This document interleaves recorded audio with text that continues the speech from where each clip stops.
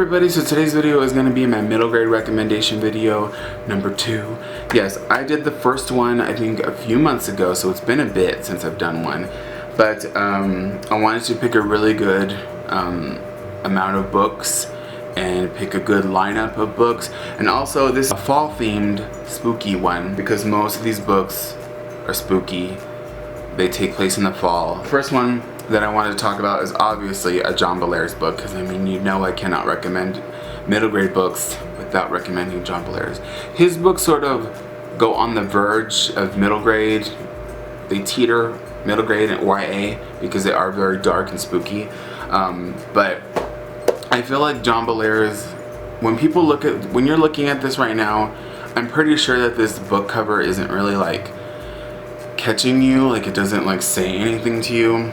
It just looks very kind of really like 80s and sort of corny, but I'm telling you, don't even look at the covers. The ones that did come out in the 80s are beautiful. I love them, but don't even look at the covers. Just go into the books, because I'm telling you, a lot of people, you know, just look at the covers and go, oh no thank you. Read the books, they're fucking amazing. I feel like he doesn't get enough recognition. It's just bullshit to me.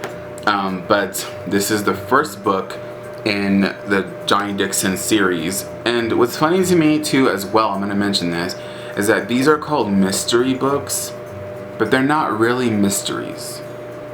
That's what sort of doesn't really make a lot of sense to me, because this says a Johnny Dixon mystery, and it's not really a mystery because there's nothing. I mean, there's a couple of things that are unraveling, but it's not a mystery novel. It's a fantasy novel, a dark fantasy / horror novel. And I think if you see a lot of his books, they do say mystery, like a John Bellairs mystery, and they're not mysteries. I think even John Bellairs, if he was alive today, he'd be like, they're not really mysteries, and they aren't. So I think that's a really interesting thing. I don't know, that's a little fact right there. But on the back it says, Johnny thought the terrible tale of Father Bart was a legend until it turned out to be true. But as I said, this is the first book that features Johnny Dixon and Professor Childermass, who's my favorite character ever. My cat is named Professor Childermass, if that tells you anything.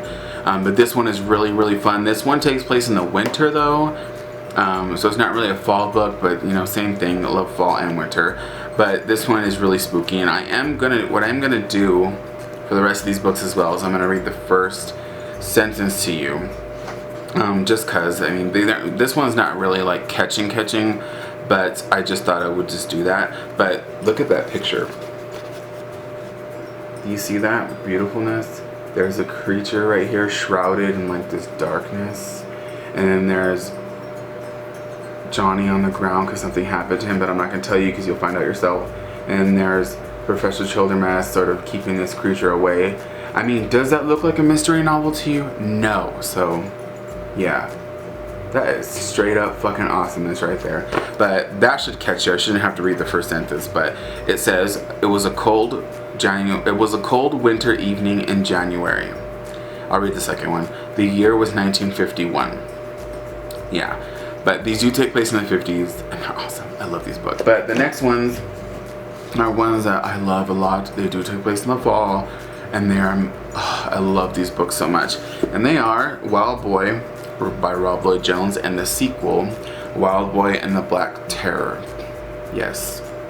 You see how beautiful these covers are? They are beautiful. Oh, they're so beautiful. These are mystery novels. These are mystery novels, and these are amazing. They're very dark, very crazy, and very awesome. I love these a lot. This one, let me show the first one. This series is about a young boy who is covered in hair, his whole body. I know that there's a word for that. There's like a term for it. I don't know. But on the back says, a boy covered in hair, raised as a monster, condemned to a life in a traveling freak show. A boy with an extraordinary powers of observation and detection. A boy accused of murder, on the run, hungry for the truth. Behold the savage spectacle of Wild Boy. Ladies and gentlemen, take your seats. The show is about to begin. And I just got the chills right now because I loved this book so fucking much, and this was such an amazing mystery novel. And they're middle grade, and they're fun. And if you like Sherlock Holmes and like American Horror Story Freak Show, you will really like this a lot. They are middle grade, but they're very dark and they're very fun. You guys know I would not be talking about dark middle grade books if they weren't dark. Okay, and then the next one also takes place in the Victorian era because of Wild Boy books do as well. This one is Constable and Toop by Gareth P. Jones. Look how beautiful this cover is. It's one of those turtleback ones with no dust jacket, but it does not need one. Whew. This one is beautiful. This one, I think I'll go ahead and read the thing to you guys. It says, in Victorian London, an undertaker's son who can see ghosts is haunted by their constant demands for attention, must decide whether to help when a horrible disease imprisons ghosts in empty houses in the world of the living. So yeah, so it sounds really fun, but I'm telling you, this thing is crazy. I love this book a lot. And the first sentence for this one says, in her last few moments of life, as the blood gushed from the knife wound in her neck, Emily Wilkins found her thoughts drifting to her mother's death. Yes. Oh, this book is crazy and dark, and I love it a lot. So go read that one. Then the next one is Shadow House: The Gathering by Dan Poblocki. I know you guys were like, you guys knew this was coming, right? You guys knew this was coming. I love this one so much. It's a middle grade horror novel. It's fucking amazing. This is about a group of kids who are sort of called to this mysterious house, and once they enter it, shit hits the fan. And I'm telling you, this book is scary. You will get creeped out. It is awesome. It is, and I can't wait for the sequel. It comes out in December. But look how beautiful that cover is too, and look how spooky that is. That's really awesome. And if you haven't seen it on my channel before, you do that and you close it. She's right there again. That's really cool. Yes, but go read that book. Then the last one I want to talk about is one that I remembered, and I saw it on my shelf and I was like, that is spooky, so I'll put it in there. And I really liked it, and that is Andrew Harwell's The Spider Ring, right here. And this is a really cool cover. It's blue and pretty. And on the back it says, when you wear the ring, do you control the spiders, or do the spiders control you? But yeah, this was a good one. This is about a girl who finds this spider ring that her grandma had, and her grandma just recently passed away. And when she puts it on, again, just like with Shadow House, shit hits the fan.